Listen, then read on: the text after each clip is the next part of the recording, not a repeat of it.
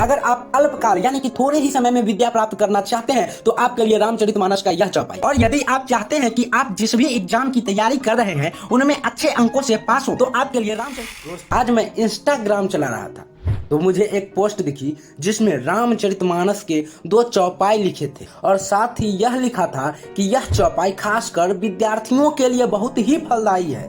तो मैंने सोचा कि आखिर इस चौपाई में ऐसा क्या है जो खासकर विद्यार्थियों के लिए ही है।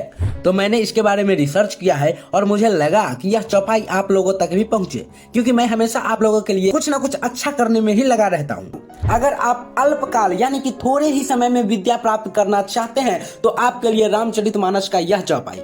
गुरु गृह गए पढ़न रघुराई, अल्पकाल विद्या सब पाई। इसका अर्थ है कि भगवान राम पढ़ने के लिए अपने गुरु के घर गए और थोड़े ही समय में उन्होंने सभी विद्याओं को प्राप्त कर लिया।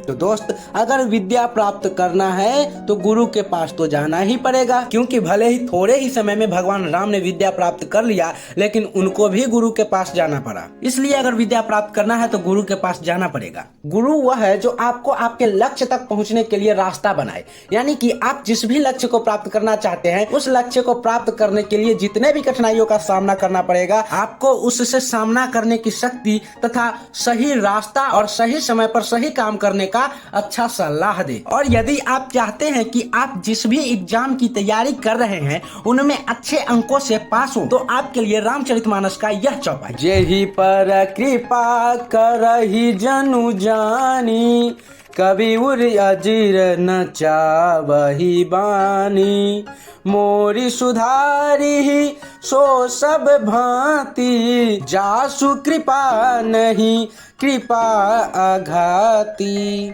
इसका अर्थ है कि भगवान राम अपना भक्त जानकर जिस पर भी कृपा करते हैं उसके हृदय रूपी आंगन में सरस्वती को वे नचाया करते हैं, इसलिए वे मेरा सब कुछ सुधार लेंगे, जिनकी कृपा करने से नहीं आघाती। तो दोस्तों, यही 2 चौपाई थी जो मैंने आपको बता दिया। अब इस चौपाई को आप कैसे पढ़ सकते हैं यह बताता हूँ।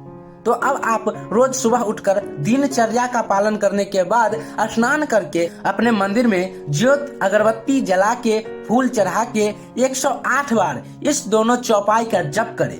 फिर भगवान राम को प्रणाम करें, वो प्रसाद खाएं, फिर अपने अपने कार्यों में लग जाए। मैं बस भगवान से यही प्रार्थना करता हूँ कि भगवान राम आप सभी को आपके मेहनत के अनुसार फल प्रदान करें। जाते जाते यह बताना चाहूंगा कि कोई भी मंत्र साधना साधक के विश्वास के अनुसार ही फल देता है, इसलिए दृढ़ विश्वास रखें। तो चलिए मिलते हैं फिर से किसी और नॉलेजेबल वीडियो के साथ। तब तक के लिए जय श्री सीताराम, जय माता दी, हर हर महादेव।